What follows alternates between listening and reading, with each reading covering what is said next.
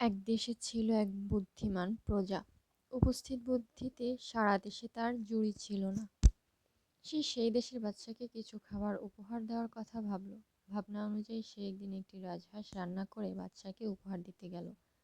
কিন্তু যেতে যেতে পথে তার ক্ষুধা পেয়ে বসলো, তাই সে পথের পাশে বসে রাজহাঁসের একটি পা খেয়ে ফেলল। প্রাসাদে এসে খুব সম্মানের সঙ্গে বাদশাকে রাজহাঁস উপহার দিল। বাদশাহ রাজহাঁস উল্টে পাল্টে দেখে তাকে জিজ্ঞেস করলেন, তোমার রাজহাঁসের কি মাত্র একটি পা? সে ভাবতেই পারেনি যে বাদশাহ উপহার পাওয়া জিনিস এত ভালো করে দেখবেন। কিছুক্ষণ সে চুপ করে রইল। হঠাৎ তার চোখ গেল বাইরে। সে দেখল প্রাসাদের চত্বরে একদল রাজহাঁস এক পা গুটিয়ে এক পায়ে ভর করে দাঁড়িয়ে আছে। তখন তার মাথায় বুদ্ধি এলো। সে রাজহাঁসগুলোর দিকে আঙুল সোজা করে বলল, জাহাপনা, দুনিয়ার সব রাজহাঁসেরই কি একটি মাত্র পা থাকে?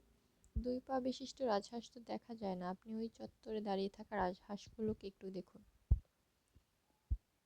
বাদশাহ দেখলেন এবং প্রহরীকে রাজহাঁসগুলো তাড়িয়ে দেওয়ার হুকুম দিলেন। বেচারা রাজহাঁসগুলো প্রহরীর লাঠির আঘাত পেয়ে বাঁচার জন্য দু পায়ে চলতে চলতে চলে গেল। বাদশাহ হেসে বললেন, দেখলে, এইসব রাজহাঁসের মধ্যে কোনোটিরও একটি পা নয়, সব হাঁসেরই দুটো করে পা।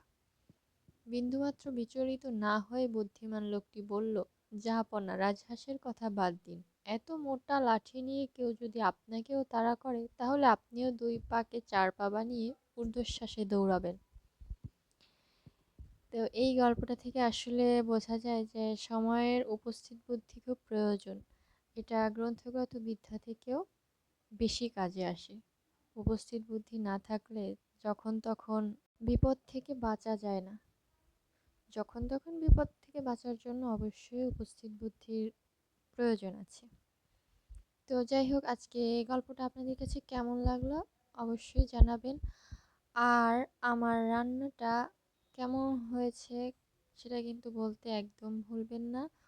যারা শেষ পর্যন্ত ভিডিওটা দেখেছেন তারা অবশ্যই বলে যাবেন। তো আজকে এই পর্যন্তই ছিল।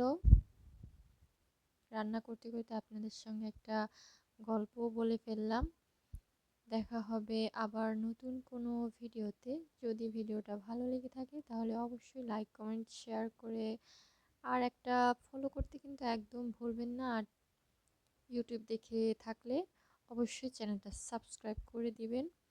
আপনাদের একটা সাবস্ক্রাইব আমার অনেক অনুপ্রেরণা। যাই হোক, আজকে তাহলে এই পর্যন্তই বিদায় নিচ্ছি। দেখা হবে পরবর্তী নতুন কোনো ভিডিওতে। সে পর্যন্ত সবাই ভালো থাকবেন, সুস্থ থাকবেন। আল্লাহ হাফেজ।